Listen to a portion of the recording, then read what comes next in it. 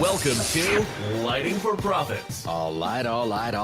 Powered by Emery Allen. Get rid of your excuses. Your number one source for all things landscape lighting. That's where the magic can happen. You can really scale a business. We really had to show up for each other. From lighting design, install, sales, and marketing. You're a scaredy cat salesman, Kurt. We discuss everything you need to know to start and grow a successful landscape lighting business. What do you think a hippo has to do with your business, Ryan? Usually it's some weird childhood thing. Some bully kicked your butt. I think the key factor here is trust. Here is your host, Ryan Lee. All light. Woo. That's my cheer for Minnesota. We've got, I don't know if you guys know this, but we just found out we're the number one landscape lighting show in Twin Cities, the Twin Cities area, apparently in Minnesota. I don't know if Twin Cities is a city. I think it's just an area, region. But excited for the show today, guys. We've got the one, the only Mr. Dan Platta. He is the best damn bookkeeper. No, really, he is. Like, that's the name of his company. So he really is the best damn bookkeeper. And I don't want to scare you off too quickly here, but we are going to talk some numbers. We're going to talk some business. And what's cool about Dan is he has a really good way of just bringing it down to earth. And you don't get bored. You're not going to get bored. You're going to actually walk away with actionable items that you can do in your business to move the needle forward. And this is going to be a super important episode if you're looking to start or grow your landscape lighting business. So we're here to educate and motivate to help you dominate. Really love doing this show, you guys. So many good things have come of this, relationships, just in the network of mine and stuff like that. I've gotten to know so many people in the community, and it's just a great show. So stick around. In just a few minutes, we're going to have Mr. Dan Platta on to talk numbers and business. And really excited, guys, because I don't know, like, if you join Landscape Lighting Secrets today, I don't know if there's enough time to be at our Secret Summit, but just to kind of throw that out there, we're meeting in a couple weeks here in Park City, Utah, and it's going to be amazing. I'm super excited for that. That's kind of my next big thing that we're doing.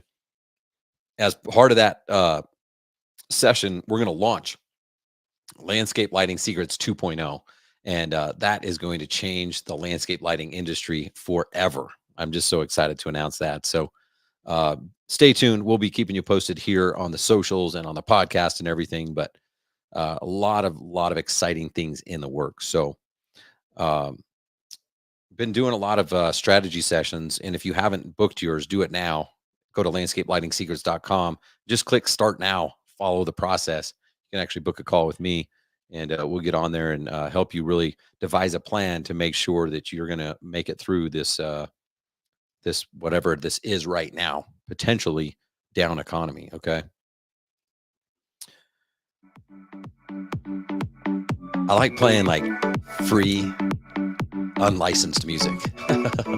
Might be licensed. I don't know. No one's ever heard this music. But thank you, Emery Allen. You guys know this. Nothing hurts a quality landscape lighting install quite like flickering bulbs, a yellow fringe around the perimeter of the beam spread, or bulbs that burn out after a few on and off cycles. Don't jeopardize your customer's experience by using a budget bulb. If you want to go out of your way to provide a world-class customer experience, choose Emery Allen. At the end of the day, it's what's on the inside that counts. So make sure to take advantage of Emery Allen's world-class customer service and get 10% off your first order.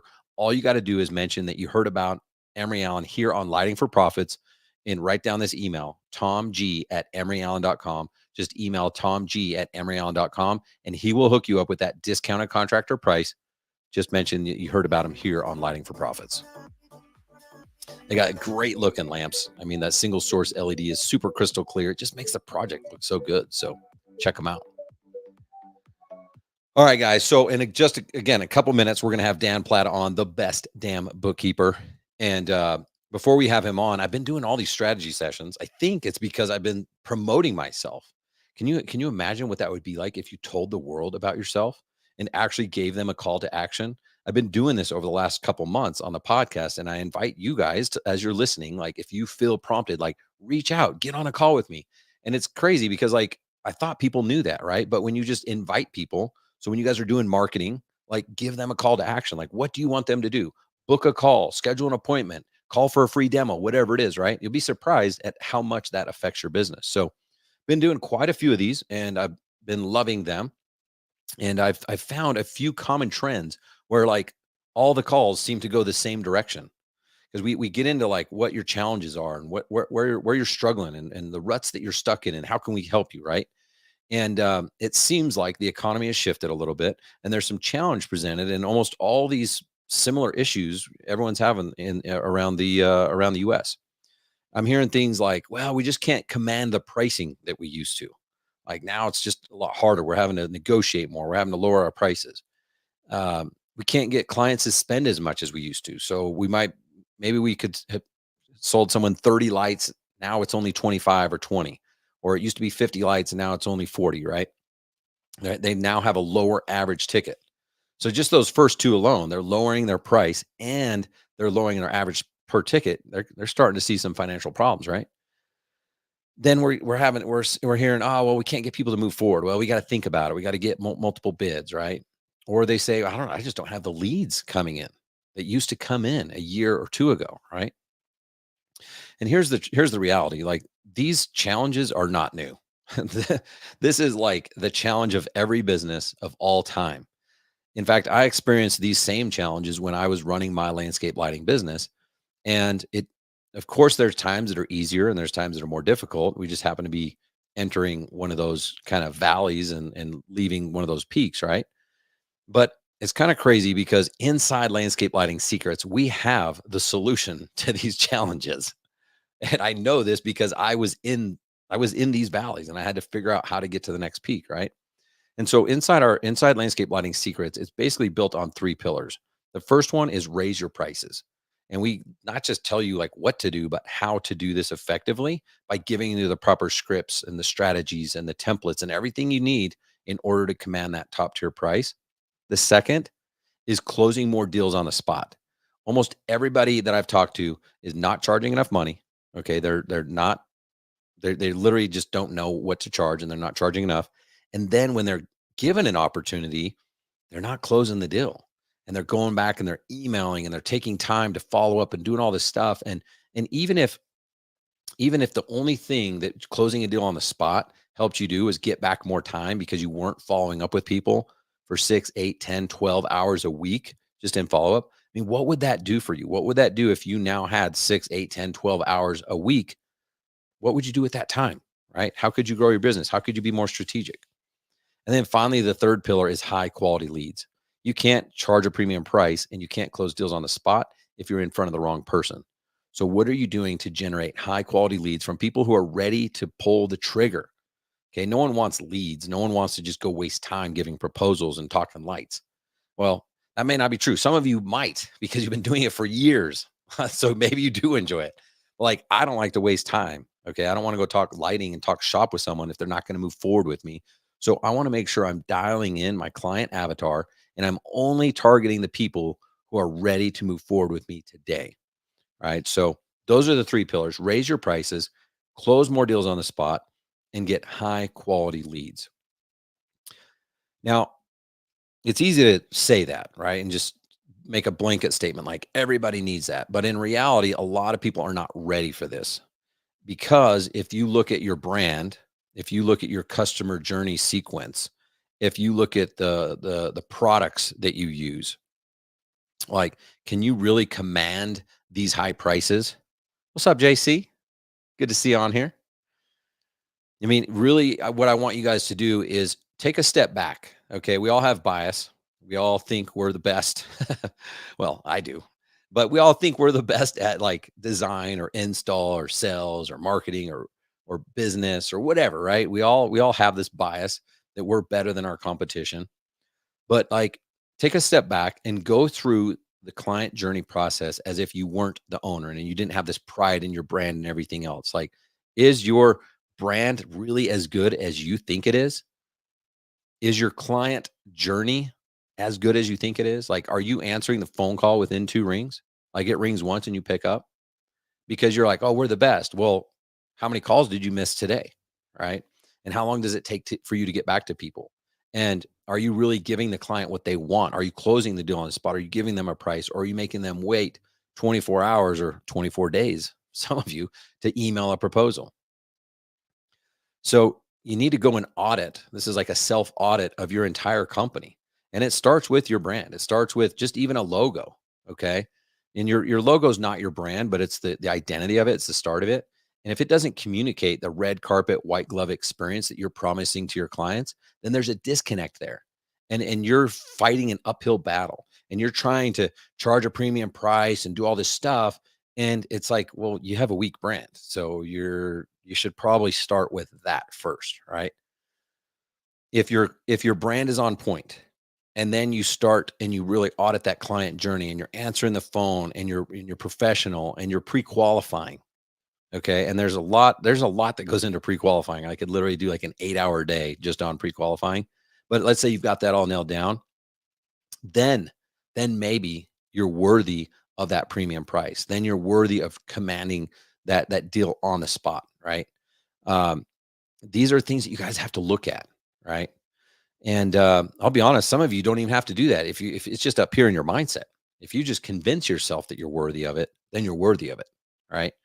And one question I like to ask myself when I'm going into an opportunity for someone to make a buying decision with me is like, what is the consequence of them not moving forward?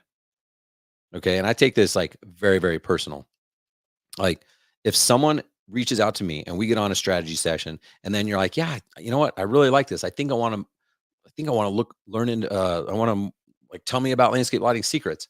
And I don't do my best job, okay, really, of showing you the value and how this is going to change your life. And I show up and I'm tired, and I bring emotional baggage to the call or whatever it is. And I don't go all in on you, and you decide, you know what, let me wait a few months. Let me wait until I have more money, or let me wait till it's a better time. Then I've done a disservice to you, right? And that is the consequence of you not moving forward with me, is that you're going to have a crappy life. You're going to struggle even harder than you were before. You're going to continue to get the same results because you're not changing anything. You're going to keep doing the same thing over and over and over. You're going to experience insanity, right? So it's up to me as the professional to guide you along the way. And it's up to you guys. It's up to you as the professional to be there for your client, show up for them 100% every single time, and convince them to move forward with you. Because what is the consequence of them not moving forward with you today? Okay. If they don't get lighting, what's going to happen? If they get lighting from someone else, what's going to happen? What are you saving them from? What are you helping them? And if you get crystal clear on that, all this becomes very, very easy, right? Now, we make it easier because we give you the scripts, we give you the strategies, we give you the support calls, all that stuff. But I just want to remind you, these are the 3 pillars that matter right now. Okay. And we're going to be talking numbers with Dan. We're going to probably talk recruiting. Who knows? We're going to talk about bucks and beer. I don't know. We're going to talk about crazy stuff, but raising your price is going to be key for everybody because it allows you to fund the growth of your business. Closing deals on the spot is going to also add money to your bank account, and it's going to free up time for you to do the things that you want and need to in your business. And finally, getting those high quality leads is kind of the magic pill. And when you get those, life becomes very easy because people aren't asking you, well, what about your price here and there? And can you do it for this? They're like, when can you start? That's the key. So that's my rant. I think it's time to get the best damn bookkeeper on here. Let me know if you guys are ready, if you're here live, and let's find some buttons and get them on.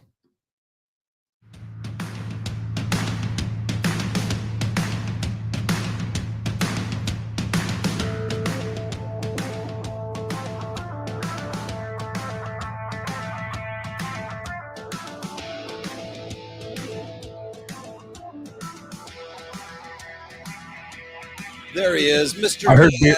beer. Did somebody say beer?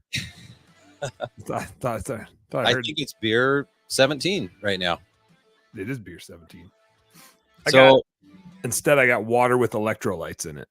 Is that for me? Thank you. No, but it's almost gone. Wow. I didn't know. I mean, are you going to be okay? Are we going to be able to like talk shop, or we'll see? We'll see if I fall apart or not. Yeah. My kids are home. I'll just be like, Danny, get me a Busch Light. And then I'll run one up if I get too parched. Well, yeah, I don't want you being too hydrated. It's No. actually a dangerous No, thing. no. Yeah. Well, I'm excited to have you on, Dan. Water if with you guys know- electrolytes. That's what Bush Light is, right? That's all. It's just Yeah. water with salt. It's just water. It just depends on how you read the label. Yeah. Mhm, mhm.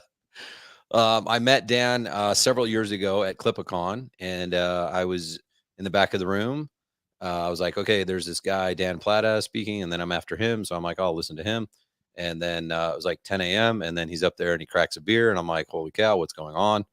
And I was I like, think it was 9. I think it was 9. I don't think I'd wait till 10. that seems late for 10 you. seems Okay. late. That's double digits. I think that was it was. I think it was 9. So I was like, well, clearly this guy's important and I need to go meet him. So that's where we began our relationship. Thanks for coming on the show. Thanks for having me. It's always fun hanging out. And you're right. Raise your prices. Is Yeah. yours. See? Yeah. And Dan actually knows what he's talking about. I'm just a business coach. Dan actually is legit. He's seen your books.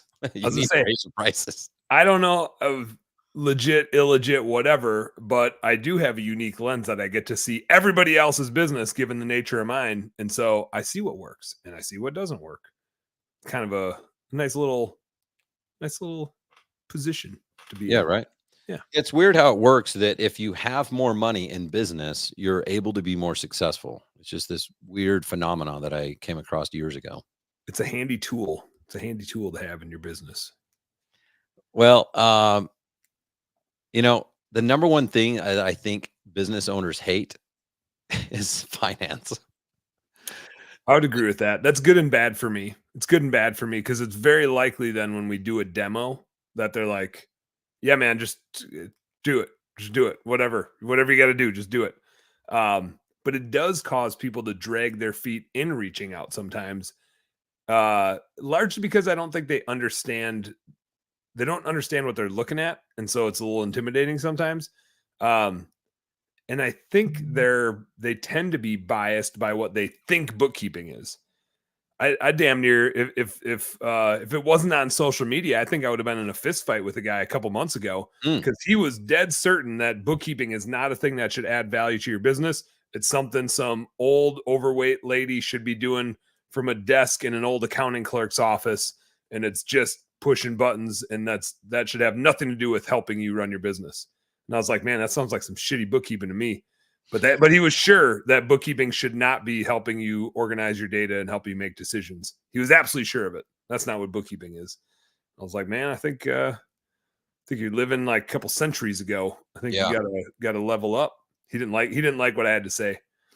Well, that sounds hardcore, but to be honest, I feel like I know a lot of people. They probably wouldn't like debate it that hard, but if I'm being honest, they probably think like that. Like, oh yeah, bookkeeping. I mean, if I have time, I'll do it. And like, I don't know, I pay this bookkeeper like a few $100 a month, but I don't even know what they do.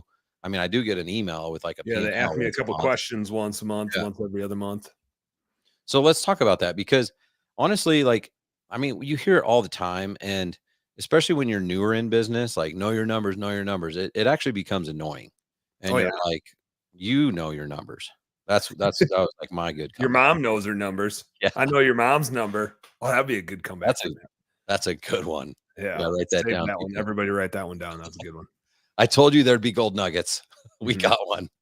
That's it. Quote that. But let's maybe talk about let's talk to dude, even if you've been in business 15 years, chances are you don't know your numbers. It's just a blanket statement. There's some heroes out there that know their stuff when they get started, whatever. But it's a really hard thing to do because as visionaries, we don't want to deal with that shit. We just want to like change the world and do crazy stuff and whatever. So what are some basic numbers, like maybe the top 3, 4, 5, whatever it is that we really should know on a weekly, monthly basis and like get our eyes on and then be able to evaluate what that means?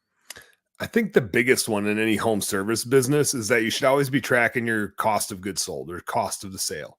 It should cost you about 50% of the revenue to get the job done. And that's specific to lighting. Other industries might be a little bit higher, a little bit lower. But if it's much higher than that, no matter what the industry, there's not much money left for you to grow the business. And I think when I say that, it's also very important that if you are out there installing the stuff or cleaning the thing or whatever it is that you're up to, that your cost is represented in there, right? It's the full cost of production. It's the cost of the labor. It's the cost of the supplies and materials that are getting installed. It's the cost of the tools on the truck to go install the thing. It's the cost of fuel to get out there, the merchant processing to charge that credit card. Anything where you can point to Mrs. Jones's job and say, for us to do that job and get paid for it, here's what it took. All of that is part of that cost of that sale, and that should be around 50% or lower. If it's too low, you're probably not paying your employees enough, and you're probably getting crap labor and having a hard time keeping people. If it's too high, there's no money left for you to invest in growing the business and for you to make any money as the owner. So in home service, it tends to shake out about there. And if you can just do one thing, like that is the thing. Start there. I like get it. that dialed in. And it's part of the reason I've seen more landscape lighting companies doing this too, Ryan, is it's part of the reason a lot of people are moving towards pay per performance style pay structures rather than hourly. When you pay technicians hourly, you create this win-lose scenario where the employee wins when you lose, right? Their paycheck gets bigger when they cost you more money. And when you win, it's because you really priced the job high and it doesn't take long for them to do it. Now they lose because their paycheck is lower. And so when you're paying somebody hourly, you're always on the opposite side of the table. You win and lose at different times. When you pay somebody some sort of performance-based pay where they get a percentage of the job, and there's a whole bunch of different ways to do it. Now you win together and you lose together. But I think that's super important. When you write somebody a big ass paycheck that's pay per performance, your brain doesn't go into, oh crap, that cost me a lot of money. Your brain immediately goes, as a business owner, holy smokes, they made us a lot of money. And you say us, not they made me, they made us. Right? Like, holy cow, that guy got a $2,000 paycheck this week. How cool is that? We want our people to be successful. We want them to get huge paychecks. And now when they get to share in the upside, and the more money they make, the more money the business makes to reinvest in growing and to pay us a little bit and to go hire other awesome coworkers for them, like that's a whole lot more fun to run than, oh crap, I just wrote that guy a $2,000 paycheck because he had a bunch of overtime in and he didn't even get that job done anyway. That sucks. Like those are not fun paychecks to write. So I think part of the beauty of that pay per performance is it also aligns with hitting your 50% cost of goods sold. You can use a percentage system that like protects that 50% and you get to win together. And that's just a more predictable and a hell of a lot more fun to run that business.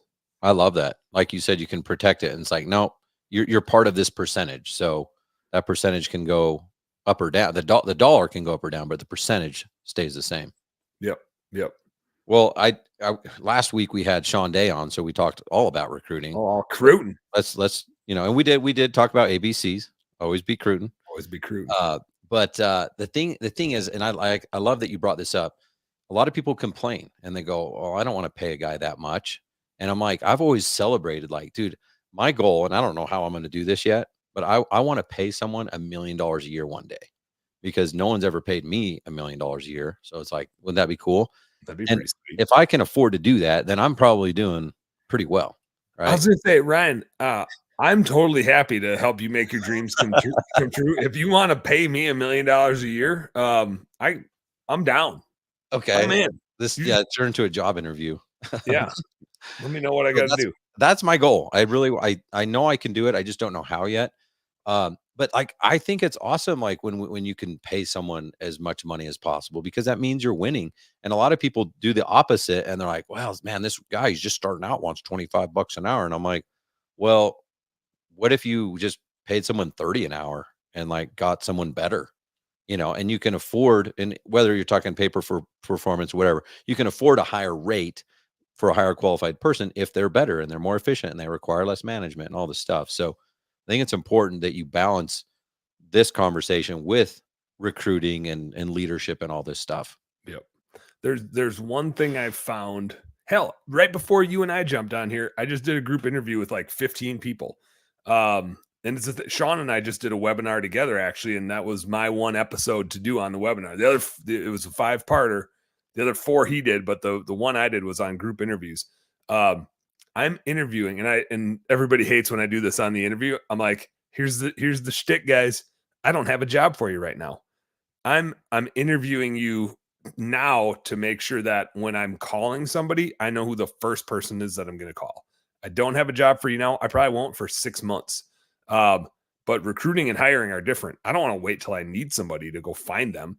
I want to have my top 10 to 15 people, and I need to know who I'm going to call first on that list, because if you have awesome employees, and I'm looking at this from the finance perspective, when you have awesome employees and they are like the best of the best and you pay them well, however it is, A, you can charge a lot more, but B, your business is so much more fun to run when you have awesome employees that show up every day, that have a really positive attitude, that like solving problems. And so many people, and I used to do this too. I actually made this error in this business already once, and I corrected it, but I did the thing that I said not to do, which is so many of us hire the first good enough person that comes through. Instead of getting hundreds of applicants, we'll get 50 or 100 applicants. And that sounds like a lot, but you're not going to get somebody that's amazing for your business if you just bring in 20 to 100 people. Even I'm hiring for my bookkeeping account manager job. I still have 2 people I want to bring on first, which is probably why it's 6 months before I can even hire any of these people. But I want 10 in my list. And I'm kind of down to 2 from my last round about 6 months ago, which is good. We've been growing like crazy. So I've brought a lot of those people on. I've got 2 more that I want to bring on, but that's not enough to have on reserve. So I got to like fill back up my reserves. I bet I'm getting 500 applicants. Wow. And I'm going to filter that down to like the top 10 or 20. But even when I have those top 10 or 20, I'm going to call the best person first. And man, it just always guarantees that you are only hiring ridiculously awesome employees. And it's surprising to me how you would think that nobody would be available come 6 months from now, but either their circumstances are changing or they still are at the same place that they wanted to leave 6 months ago and they just haven't found the right fit. And they're like, thank God you called because I'm totally ready to go. I've had some where the timing we had to massage a little bit, but of all the people, everybody that I asked to come work for me, even like 6 months after I interviewed them, has at some point came and worked for me. I know. And the cool thing about that strategy is like that all-star, if you didn't do that, they might take another job right now because they're like, well, I just did that. And then when you go to hire, recruit them, hire them 6 months later, they're like, I just started this new opportunity. I don't love it, but I'm going to give it 2 years or whatever. So you're telling people like, we've got opportunities all the time here. So they might call you and be like, you know what, I'm going to hold out because I know in 6 months there's going to be an opportunity there. And those all-stars are going to stick around. Like they're also playing the game. They're also looking before they quit their job to find another job. And I told them all that. I was like, hey, I don't have a job for you. I fully expect that if you need a job right now, you're going to go get it. That doesn't mean I'm not going to call you in 6 months. You might take a job and it sucks. Good thing we're going to be in touch. Like that's the whole point. This is recruiting. This isn't hiring. And man, it is like when you get that right, your business grows so much faster. This was super obvious to me after a while. After screwing it up for long enough, it became really obvious. When we ran maid service businesses, I could look back at like a decade of that. And if there was a time our business wasn't growing, it was never because of sales and marketing. It was always because of employees. We'd turn them over. We wouldn't have good ones. We'd lose clients. But every business is that way. When you have great employees, your business grows so much faster. When you have shitty employees, it doesn't matter how good you are at sales and marketing. You just spend your time running in circles, chasing them around. Tom G in the house. Emory Allen, everybody. Let's go. Well, I started off by saying the number one thing that business owners hate is finance. And I this was a poll. It's kind of like a political poll. If you ask, at least 2 people. Yeah. 2 is enough. But then the number 2 thing is people. Like business owners hate finance and people. Yet here we are in business. The only thing that matters is like business is finance, the math and the employees. Yeah. So we're crazy people. You have to be nuts to start your own business because you just do stuff that you don't like to do all day long. That's probably why that is us as small business owners. That's our job, is to do stuff we don't like to do. So we just embrace it. Yeah. It's like whoever is the most successful just figures out how to embrace it the most. Like you win. Brian Dank in the house. What's going on, Brian? What's up, B Dank? He's gonna be hanging out in Utah with us here in a couple of weeks. I'm gonna be hanging out virtually. I have it blocked off, but I need to get my specific time from you. Not Pacific time. Specific time. No, we're not on Pacific. We're on Mountain. Yeah, specific. Thank you. So okay, cost of goods sold is the thing that they need to use. I noticed you mentioned like tools. So like a lot of people are like, when you brag to your friends at like conferences and stuff, you're like, hey man, what's your margin? Like 65. Oh, really? Yeah, mine's only 50. Like, that's kind of like the measuring stick, isn't it? So I like that you said if it's too high, that might be a problem. Like maybe you should be investing in other areas. But I think a lot of people aren't putting a lot of stuff in there that they don't know is happening in real life, like tools and fuel and things that actually cost money. Or they're the one doing the install and they're not taking a paycheck, so their labor's free, so they have no wages, so their margin is just fake anyway. Yeah, I love fake margins. I see that a lot. I want fake margins. When I do fake margins, I'm up at like 90. Yeah, you should at least be at 90 if you got fake margins and you don't have to pay anybody for them. Those are the best. You can crush it. We do like a spreadsheet called the daily overhead. And like I used to forget about this, so I tell people about the things that I used to do wrong. Like, don't forget about taxes. Like, they have to go somewhere. Probably not in cost of goods sold. I'm no Dan Platta, but depends which taxes. There's like a billion types of taxes. They all go somewhere different. They're a pain in the butt. So I just put them in one area called taxes. But then there's like equipment replacement costs. Like just because you have a drill today or a ladder, like at some point you're going to have a budget to replace that. And if you don't plan for those things, like it happens, and then you're like, you buy it because you need it. And then you're like, damn, where'd all the money go? And it's like, well, it went somewhere, and it's because you didn't budget for it. So maybe talk to us about creating budgets and how we can use that, not as a restrictor, because most people hear budgets and like, don't put me on budget, Dan. Yeah. I'm a business owner. Don't tell me what to do. Yeah, tell me what to do. Buy a hot tub if I want to buy a hot tub. But how can we use a budget to empower us and not restrict us? So I tend to look at budgets. They get, I think people get too anal about them and like look at them monthly. To me, it's like a long-term percentage thing. Even when we like do the books for a landscape lighting company, we're stretching their data out. We look at it monthly, quarterly, year to date, trailing 12. So we look at it over different periods of time. And yeah, there's going to be a month where you got to buy a new trencher. But that's not every month. And so I don't want to get hung up on like, well, that month we can't buy it because we didn't meet the budget. Well, then you wouldn't ever buy it, right? Yeah. So we kind of got to look at it over time. I like to, on the supplies and materials stuff for cost of goods sold, there tends to be three different things that we spend money on. The biggest one is supplies and materials, the fixtures that we're putting in, the wires, the breakers, the transformers, all the stuff that gets put out at the job site. And in general, that should be around 30% of the cost of the job. Might depend on exactly what you're using, whatever, is assuming you're using Emery Allen bulbs, of course. The tools and equipment, though, like you're going to need a ladder. You're going to need some wrenches. You're going to need other stuff. And I delineate between supplies and materials as stuff that like gets left out at a job. It gets installed, like it gets consumed. Tools and equipment go back on the truck and go to the next job and the next job and the next job. And so the supplies and materials will tend to be pretty predictable per job. The tools and equipment, like you said, you might have a ladder you've been using for 2 years, but now you want to upgrade to the one with the leveling feet.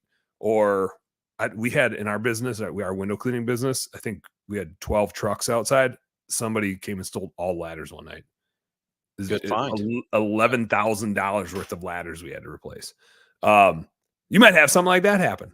And so where does that go? Theft is a weird one because it is technically like tax deductible. So we always kind of set it off to the side as an other expense. It's not something that one we don't like typically plan on.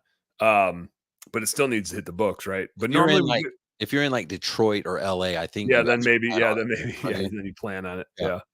Yeah. But even like Shouldn't damages should and there repairs. be like we had our team like just trampled these bushes one time. Yep. And of course they were imported from Malaysia or something. And it was like, 0.5% to damages and repairs. okay.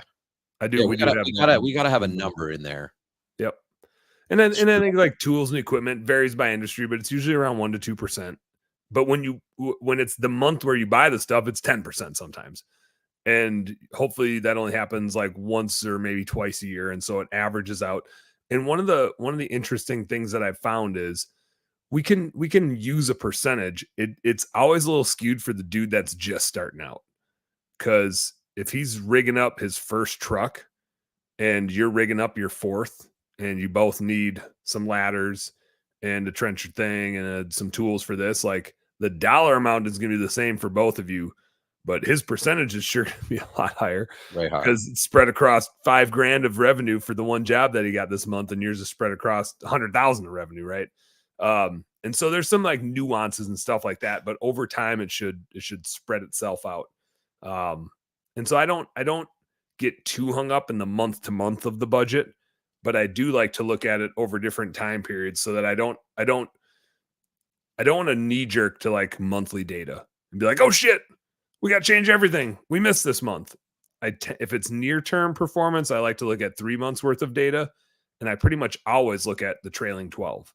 Like if the year went from last July through this June, how did we do?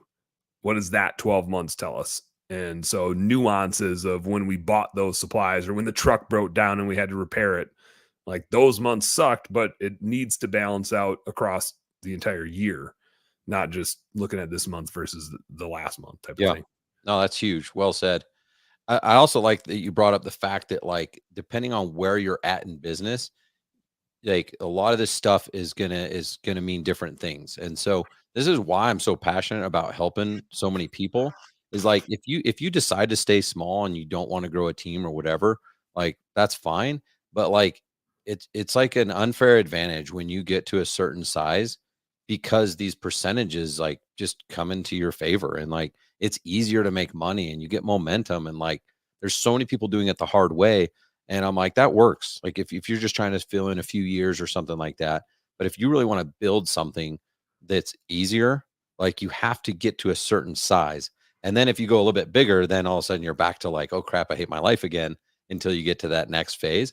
But like there is these happy freaking spots where like these bigger businesses have it so much easier than the small guys. And that's where you get time freedom. And that's where you get joy. That's where you're happy, instead of just like working every single day. Yep. Yeah, there's definitely sweet spots. I present on that a lot, and I call it the purgatories of scaling. Is I don't focus on the sweet spots because everybody can do that. Everybody can run that business. It's the times when things suck where you look in the mirror and you're like, do I even deserve to be a business owner? Like we all have that like super negative thought process at times of like, what am I even doing here? I'm terrible at this. I'm working twice as hard and not making any money. All my employees suck, blah, blah, blah, blah, blah. Like everybody that's ever started hiring employees and scaling their business has been there. And that's super normal. And again, like I have a weird lens because I don't just see it in my own businesses. I see it in everybody's business. And if I saw your books, I had one guy that was going to work with us, and he's like, hey, I think I'm gonna fly you out here so you can really get boots on the ground and see what we got going on. And I was like, Dave, like, just give me access to your QuickBooks. I'll be able to tell you more about what's happening in your business looking at your QuickBooks for 10 minutes than I ever would walking around your shop. I can be there for a week and I can literally tell you more. I will tell you stuff that you didn't even know was happening in your business by looking at your books. I have a unique lens of just being able to see what's working and what's not working. Sorry, Dave. I know you signed a confidentiality agreement, but now everyone knows who it was. Mm-hmm. Yeah, Dave. I don't know which way to go with this. Okay, so we've got our percentages, we've got our cost of goods sold, and then there's other stuff overhead and whatnot. A lot of people right now are struggling with this. So I want to see, normally I just do softball questions that I know you already know the answer to, but I don't know if you know the answer to this one. So here we go. I'll make it up. I'll make one up. Prove the best damn bookkeeper right now. So someone is listening right now, and they listen to me and they say, okay, well, Ryan said I have to pay more money for advertising right now to generate more leads because the $0 that I'm spending right now is not generating enough. But I don't have, there's the percentage is not 15%. If let's just say they had a budget built and the budget for advertising is 3% right now, and I'm telling them they need to do 15. How are they going to make up at least some of that percentage? How can they get more into that? I mean, it's just an investment, right? The marketing is the first investment we make when we're scaling a business. So like when we do bookkeeping, that's the first line below gross profit. And it's up there for a reason. Is once you have gross profit, once you do a job and you pay all the costs to do the job, the 50% of money that you have left is, some of it should go to you, but a lot of it needs to go back to growing the business. And growing a business is expensive. The two most important things by far are employees and customers. You can talk about tools and equipment and trucks, but you can do a job with the shittiest stuff, but you can't do a job with the shittiest people, whether it's the customer or the employee. So I would say marketing tends to be the first thing we should spend money on. Now, if you don't have a great employee to send out to that customer, I'd say back up for a second, go like really dial in your recruiting. But marketing is the first thing you should be spending money on. And now I'm fine. I think like 5 to 10 is kind of normal if you're just kind of going, but not pushing that hard.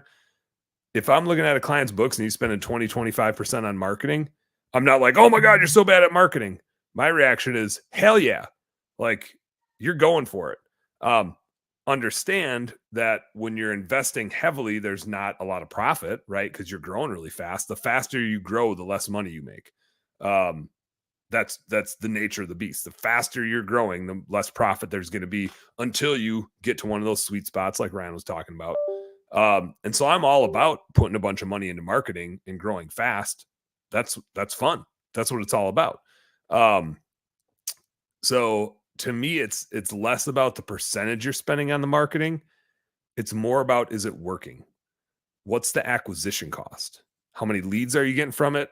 How are you good at sales? Are you converting those into clients? What's your conversion rate? What's the average job size? And I'm going to talk about this in Utah. So I'm not going to give it, well, you're going to be in Utah. I'm going to be here with the same wall behind me. But how do we calculate these things so we know which sources are working and not working?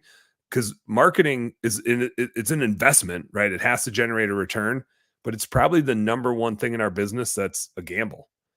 You can, and I have dropped 80 grand on something that did not work. Mm-hmm. It is a gamble, right? Which investing is. You can go put money, if you're scared to market and you don't want to bet on yourself, go put it in the stock market. They can lose your money too, right? You can go invest in a bunch of stocks that'll go to zero. You might make money, you might lose money. Marketing is no different, besides the fact that you have control of it, right? Unlike going and putting your money in the stock market where it's like, here you go. Hopefully this thing goes up and you have no say, you have no control. You probably don't even have very good info on what the hell's going on over there. Like, you have pretty good info on what's going on in your marketing. So it's your personal stock market. But you got to be measuring the shit out of it. Make sure you know what's working, what's not working, so you can do more of what is and less of what isn't. Yeah, well said. I think what you just said was absolutely gold, and I don't know that people are going to understand it to the level of like intelligence that it was, because so many people start businesses and underestimate how much effort physically, financially, emotionally, all those drivers that need to go into it. And it's like, I mean, it sounded so simple. It was like, well, yeah, it's an investment. You have to do marketing. Well, then why is nobody doing it? And and I think it's because they tried one thing and it didn't work. They tried a $10,000, maybe not quite an $80,000, expense, but they spent money on direct mail. They spent money in a magazine, a Facebook ad, Google ad, 5, 10, 15. They're in $20,000 and it didn't work. And so obviously advertising sucks. And now I'm just not going to do it. And it's like, man, that's not how advertising and marketing works. Like now you know what doesn't work. You're like 3 feet from gold. You're just get a little bit further, another 5,000, and you would have landed 4 $20,000 projects, and now you're making money. And it's frustrating for me because I'm like, I can't like generate leads for you. That's not who I am. Like there's strategy, but you got to be consistent. You've got to set that. That's why I like what you're talking earlier too, with the macro look at it is like, if you just look at 1 month or even 1 quarter, you're like, damn, we're screwed. But like, no, you look at it over a year, 2, 3, 4, 5 years, and you're like, man, look at that. The first 3 quarters, we lost money, but then every single time after that, we made money. And most people are not in a position financially to lose money even 30 days because they don't have a rich uncle investing into their business. They don't have Warren Buffett. They don't have this kind of money to lose money. And- like our money's real money. You got to get yourself a sugar mama. Ooh, Yeah. is that how do we do that? I don't know. I'm just always spending Marty's money. She makes all the money, I spend it. But She should do a course like Sugar Mama Secrets or Sugar something. Mama Secrets.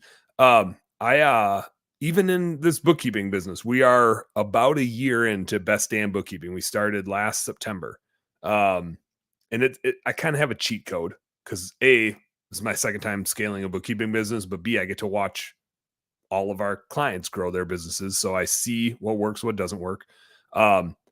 We are 140 clients, which for a recurring service business to add like 140 clients in about a year is bonkers growth. I think we're at about a 500, and it's tricky because we have some revenue doing this and some that's stable, but I'll say we're at about a $500,000 a year pace right now. So we're a year in on a recurring service business, $500,000 pace, which is more than I thought we could even do in scale. But I have made $0 in a year. I shouldn't say zero. I started taking a paycheck because I want to reflect the cost of me doing work. I don't have it as high as it should be for me being the salesperson and the marketing person, whatever. But it's super important to me to like reflect some cost for me to run the business. In all of that, like 0 profit in 12 months is totally by design. It takes me 3 months to train up an account manager to do a good job for all of you guys.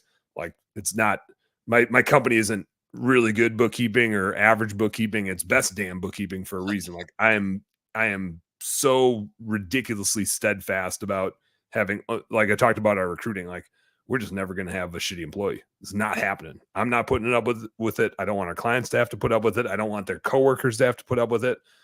So by design, I'm investing a lot in that and a lot in like marketing to go to trade shows and make content and make a podcast and do all that stuff. But growth is expensive. Could I have made a hell of a lot more profit this year? Hell yeah.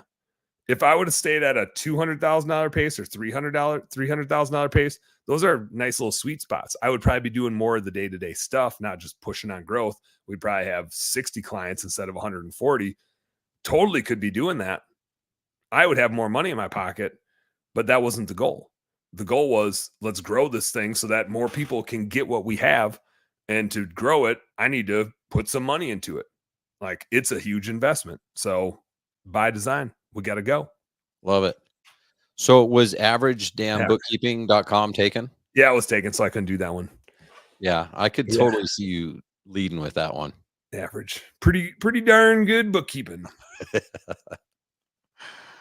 Oh man, this is so good. If people would just understand that, like at somewhere there has to be an investment. Like if you want to grow, like it's an investment, a sacrifice, and you got to be consistent. It takes time. If you're willing to allocate those dollars, they're going to come back. And unfortunately, most are not going to listen to that. Most are just going to keep staying small. And then it's like when you have like 2 leads a month, and then you go to 1 lead a month, like you're just going to go out of business. Like it's just not going to work. So. Yeah, it's a slippery slope. I like to and I'll probably say this again when I'm talking about stuff for the event in Utah here, but one of my favorite clients that we work with for like 2 years grew like crazy. Had a pressure washing business, went from a few 100,000 to a little over $1 million to like 2.5, 3 million in the course of like 3 years. And I love to say, like, how much money do you think that guy's making? Like 3 million a year. And everybody's like, you think he's making bank? And everybody's like, yeah. I'm like, no, like lost $400,000 last year. Growth is expensive. Like same thing as I did. There was some marketing in our window cleaning business. Literally spent 80 grand on it. And I mean, I'd be embarrassed to say what the acquisition cost was on it. Somebody do the math, but it was like we got 10 to 20 clients with an average job size like $300. I mean, it was horrendous. But that's marketing. That was an investment, and we put too much in without doing enough due diligence on it. And so I just like to make that point, because you can grow really fast and push, and that's cool. But like, how long can you stay solvent for? How long can you stay cash flow positive? Do you have enough money to do that? And so it's this constant balance, and there's no right or wrong answer.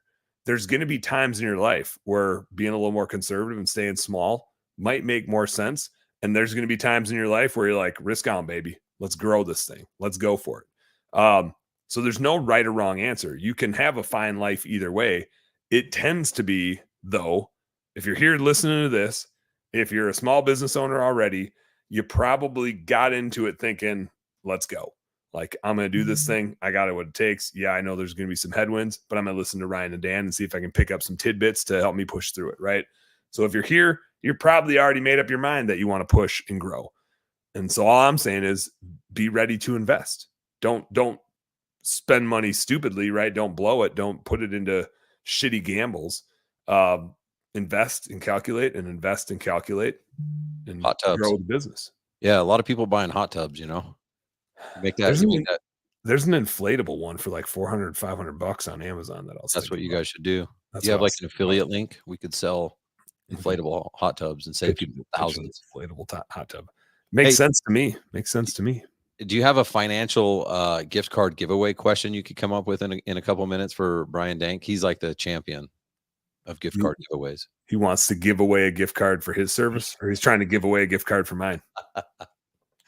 Yeah, I think that's what it is. He's trying to give away gift cards. No, I give them away. I give away a $50 gift card just for whoever answers the question first. It has to be correct, and it has to be whatever answer you think is correct, not what they think is correct. So weird rules. I didn't come prepared with a question, and I don't have time to think of one. But if you have time to think of one right now, then you think of one. Oh, let me throw this one out there, because you mentioned taxes earlier. Wait, is this it? Hold on. Yeah, hold on. I have to play music first. Oh, okay. Let's go for it. Yeah, it's like official. Wait. Oh, yeah.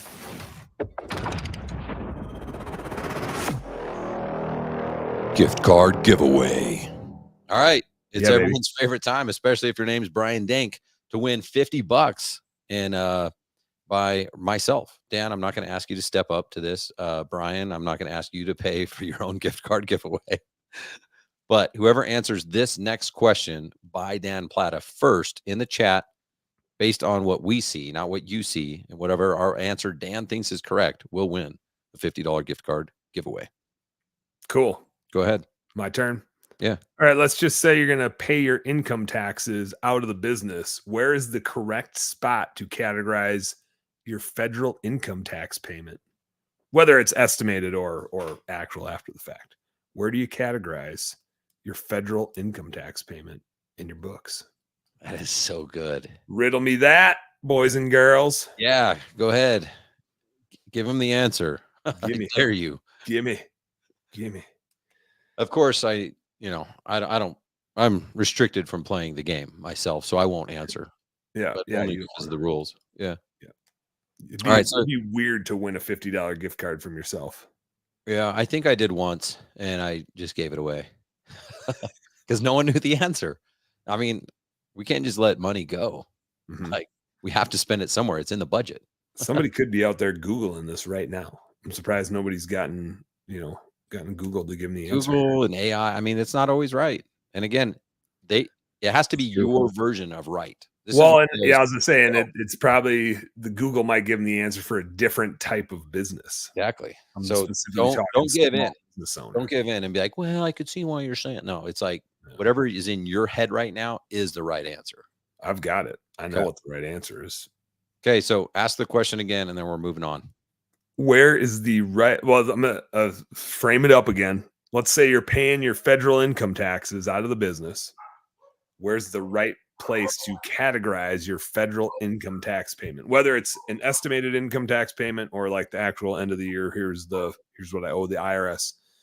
Where do you categorize that in your fancy dancy QuickBooks or whatever you got? Is there like 4 options we could give them? Or Yeah, I could probably do a multiple choice. this is definitely like an advanced podcast session. Normally I'm like, the acronym RGB stands for what? You know, and like they'll just yeah, it's pretty easy. So this is very difficult, Dan. I'm kind of impressed, but Rubino Landscape says K1. That's how you know how much you owe. That's oh wait, definitely yep. that's definitely going down the right path. So there's a number on there that you owe. We're gonna do multiple choice. Let's see here. Make sure the order's right. You don't want to give this off. By the way, this was just for Rubino Landscapes. I was just behind on the sound effects. Yeah, I'm like, man. Oh, again. Dan, can you? Yeah, it's still not the right answer the second time. But sometimes you got to double down. Are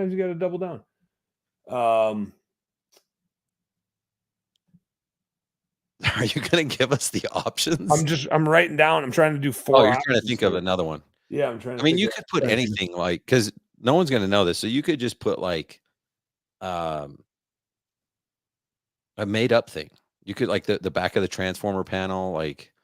Yeah, I'm trying to make one up, but then you keep talking to me, and it's really. I'm a man, so I can't multitask. So it's making. I like this. I'm gonna keep doing it. That's why I couldn't even come up with a question, is because I'm like, I have to talk and think at the same. It's impossible. It's impossible to talk and think. Okay, I'm gonna keep going then. All right, I got it. Oh, okay, go. Okay, 4 options. Again, the question is, where do you categorize your personal owner income tax payment from the business? Is it under payroll taxes? Is it under taxes and licenses? Is it under owner distributions? Or is it under other expenses? Oh man, I love the other one because I put a lot in other. Right. That's why I put it in there. I was just like, this is a nice. I really like It's that a good one. catch-all. Yeah. It's like, what is in 486,000 in other? You know, I love that one. Yeah. One Very of my- vague. It's very favorite vague what we could titles of all have time. been buying. We could have been buying some other stuff. Yeah. What'd you buy? Well, obviously Other some stuff. other. Yeah.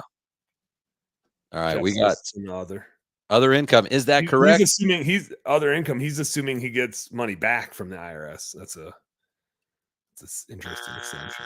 Sorry, Jeff. Still love you. Rubino says owner disp. I don't even remember that as being one of the options. What is a DISP? Is it like a lisp? It's got to be. Thought Tom, I'm gonna assume Rubino was going with what Tom Garber said, and Rubino's on his phone. He's out there. Yeah. He's on his phone. So we have to account for spell check. Yep. Auto. Yep. Tom went with owner distribution, and that would be the right answer. Hey, It is an owner distribution. Now, here's a little fun fact tidbit for you. So like when our business owes income taxes, it's not actually our business's liability. It's ours. Unless you're a C Corp, the business doesn't actually pay taxes. Even if it's an S Corp, all the earnings flow through to the owners via the K1 that Rubino Landscapes was talking about. And the owners all pay their taxes individually. But it's super customary that if like you own your business, you're going to pay the taxes out of the business because the business is the thing that created the tax liability for you. Jeff says Molly would have gotten it. Molly would have gotten it. Yeah, he's right. Molly would have been. Let's give it to Molly. Yeah, Molly gets it. I think. Sorry, Tom. Yeah. Sorry, Rubino. But so your federal income tax payment is not an expense, even though it's taxes. It's not a business expense. It's really a personal expense. So it goes down as an owner distribution. Over the last few years here, your state income taxes are now federally tax deductible in some cases, depending on states and depending on how you're set up as a business. I'm not a tax expert, so I'm not going to pretend to know all of it. But in those cases, we do put state income taxes, and this is probably what Jeff was thinking. We do put state income taxes under other expenses now because it is technically tax deductible on your federal return. Screw All right. Taxes are stupid, man. That's just, why I do bookkeeping and not taxes. Listen, it's too late in the day to even continue what you just said because I didn't listen to any of it. And Good. Partially, but thank you though for making everyone feel good. How you went and oh, you probably thought like this. Listen, these guys can handle it. They gave the wrong answer. They didn't win. But I do think we should give Rubino Landscapes the victory here. I mean, that's up to you, really. But I think he had good intention. He meant to learn how to spell, but he didn't. And he's definitely on his phone. Yeah, he's definitely on his phone. Okay. So I think I don't know. We may have your info, but just send me a DM and make sure we have your proper address and stuff, and we're gonna mail it out tomorrow. Your $50 gift card. So thanks for playing, everyone. That was the trickiest one, most difficult one we've ever had. You think so? Yeah. Leave it to me. Yeah, that was. And then the stuff that you said after, I was like, what? So I blacked out. I just blacked out. Seriously. I was thinking of wait, is it because I was hitting buttons? I don't know, but you really got to pay attention when it comes to this stuff. So Scott, he wants to know, should I be learning this stuff? It's okay for you to be aware of, but we'll handle it. You just need to make sure you pay your taxes, Scotty. We'll handle making sure it goes to the right spot. You just got to pay them. We don't pay them for people. So I think that's actually a great question by Scotty is how I want to kind of do this all in one. Like, how much do we as visionaries, as leaders, CEOs, do we really need to know this stuff? And I know you've got a program, so talk about your program. How do we get started with it? When do we look at these numbers and just all those types of things because I don't, you read the book, Who Not How. I was setting you up. Who Not How. Who Not How. Sorry. You. It's been a long time. It's been a long time since I mocked that. Yeah. That wasn't even planned. I just planned it. It just came out. So you read the book, Who Not How. Who Not How. And you're like, well, no, I'll just find a who. And my Dan is my Dan. My who is Dan. My Dan is who. My Dan is a who. You are my Dan. You guys, don't reach out to him. He's my Dan. But you're a lot of people's who. Because in my opinion, the last paragraph that you just said a few minutes ago, I think you should just black out and then let you handle that and then let the visionaries run it. Maybe I'm preaching bad stuff, but how much should someone know? And then how much should the bookkeeper and the CFO and the CPA do? I mean, I think the business owner has to know enough about how to read the data, right? And we do that for our clients. When we send a month-end report, we actually record a video for it now and send them a video along with it. So it's not like hey, Ryan, here's your P&L. Good luck. We send them hey, Ryan, here's what's happening. Here's what's working. Here's what's not working. This is going up. This is going down. You're saving money over here. You spent it over here. And so I think they need to understand what that all means, right? And you said it earlier. Whether we like it or not, we're playing a math game. If you are running a business, I don't care if you're a numbers person or not, every single decision you make is a math decision. You signed up to play a math game. You don't, and you should not be dicking around in your QuickBooks. You don't need to be a QuickBooks expert. You don't need to be a bookkeeper. You don't need to know why this thing goes on your balance sheet and this thing goes on your profit and loss. But you do need to know how to make decisions about when to buy this, when to invest in that. And probably the most important decision you make is, who do you trust to do a good job of that for you so that you have good data to make those decisions? Your decision is who can help you make those decisions the best. And so I think that's where I go back to the fist fight that I didn't have with the asshole on Facebook who doesn't know what really good bookkeeping is because he's just blind to what it should be. I don't care what it was or what you think it is. It's not your grandma-in-law that was a bookkeeper and then she retired. And so now she's got time to do yours, but she's never held a shovel running a home service business. She knows nothing about your industry or how your business works. That shouldn't be your bookkeeper. Your bookkeeper should probably not be a local person. Like, what does local knowledge do to help you run your business? What, are they going to route your jobs for you? No. They need know to the be weather. Yeah, Yeah, they know the weather. That's about it. But humidity. they should be an industry expert. They should know what is customary and measure you against that. What works and what doesn't work, and how to set stuff up to measure it the right way. And so I think that's really important. That's your decision as the business owner, is who can help you the best with that. And if it's us, cool. If it's not us, that's cool too. I'm still here to help, pick my brain, whatever I can do. But I think that's what you should be looking for. You don't need to be the one doing the bookkeeping, but you need to know what's all out there and what can be the most helpful to help you scale the business profitably. I love that. Yeah, and when you get someone like that, you can have those educational conversations. So if you do the video and you say, well, this is where you're up, this is where you're down, whatever, and then you can be like, well, why does that matter? Right. And then you can explain it. Well, from your standpoint, it might not right now, but from a financial standpoint, you're good, but eventually your cash flow is going to have a problem, or whatever the scenario is. So Mhm. yeah, I think it's our obligation as business owners, just like if we're going to go get certified in our industry or get licensed or whatever it is, like it's our obligation to like know these things. And if we don't, and we're not taking this stuff serious, then we're screwing ourselves over, our team members, our families, our business. I mean, our clients, like we have to take this serious, because it does. The crazy thing is, as much as people hate math, like it's all solvable by math. And like it's really easy to identify the problems and the good things, to be like, hey, this is working really well. Why don't we invest more into here? Or this isn't working. And so much of it is solvable if someone would just get a relationship with their bookkeeper. Yep. And I probably this is as basic as if you run a home service business, answering your phone. Like it's the easiest thing to do, but it's actually what sets most good home service companies apart, is that they answer their phone or get back to people quickly. Yeah. Bookkeeping is no different. When I take over a set of books and it's garbage, it's always because the communication from the previous bookkeeper was garbage. They were sporadic. They didn't check in very often. They didn't have a good system to communicate. We touch base with every client every single week. That's just par for the course. Because if the communication is good, the bookkeeping is good by default. It's just a communication game.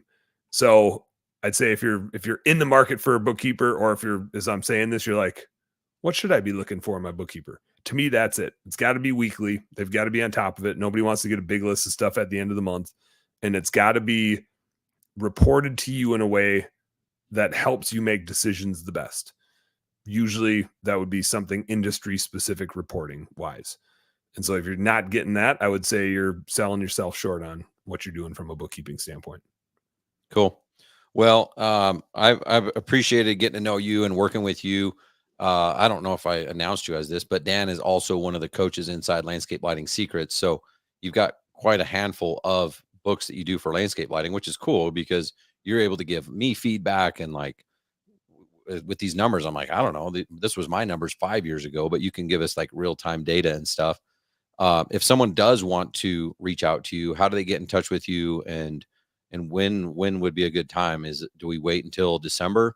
Because then, that's when our books are going to be closing, or like, how does it work?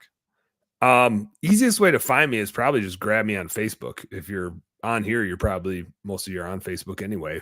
Just shoot me a message on Facebook. Dan Platta. I think I'm the only Dan Platta out there. 2 T's. That's cool. And it's hard to find Ryan Lee. There's a lot of them out there. I bet there's a lot of Ryan Lees. There's not many Dan Plattas. Hit me there, or go to bestdambookkeeping.com, and the link at the top is just a link to my calendar. We'll spend an hour like nerding out on your business during a demo. I love diving into people's businesses. And frankly, the best time to do it, Ryan, is actually like right now, before October and November gets here, because once October and November gets here, you're slammed and your head is down, and you're just running your business, and you don't have good data to do it usually. And so if we can get it done now before you get to October, so you know what to actually be working on come October, November, that'd be the best case. it's hard to get going in October and November because everybody is so busy trying to make the last amount of money for the calendar year. So don't wait until October, November. Don't wait until the end of the year, because then you're in the mad rush of everybody else, right? Everybody that procrastinated wants their books done then, and then you're just in line. But if you go now, everybody else is focused on other stuff, and you can focus on getting good data so you can crush it in October and November instead of just work your ass off in October and November and hope you make some money. So now's the time. Love it. Let's do it. Prime So time. no matter what you're going to do, even if you already have a bookkeeper, you like them, that you think they've been doing an okay job for you, reach out to them. Say, hey, I want to get on a call. I want to make sure I understand these numbers. Tell me what this means. Help me interpret these results so I can make decisions. And, I imagine there's probably some good people out there that just have never been asked that. They just are stuck in the rut of like, oh, I'm a bookkeeper, I just do these things. And you might have a chance of keeping your bookkeeper and like building that relationship.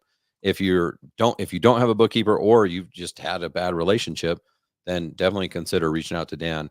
I'm dropping my website in the notes here. So if you need help, AverageDamnBookkeeping.com. that's right. It's bestdamnbookkeeping.com. So go do it. So thanks, Dan. I really appreciate you coming on here, man. That was Always. good stuff. You know it. It's my favorite. All right, guys. Thanks, everybody. Go implement. Go get on a call with your bookkeeper. Make sure you know the numbers so you can make decisions and make tons of money and stuff. All right, guys. Have a good week.